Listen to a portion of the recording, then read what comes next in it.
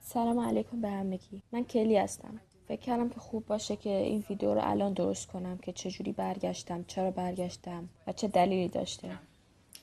ولی توضیح کوچیک این که برگشتن در واقع به همون معنی تغییر دادن دینه، ولی من از برگشتن استفاده میکنم به این دلیل که توی اسلام همه مردم پاک به دنیا میان. Everyone's born Muslim, they're born innocent, they're born pure. We're not born. و ما موقع که به دنیا میایم اشتباه و یا گناهی نداریم، همونطور که توی مسیحی هم میگن که بچه موقع به دنیا آمدن پاکه. واسه همین منم میگم برگشتن، چون دارم دوباره به همون نقطه برمیگردم.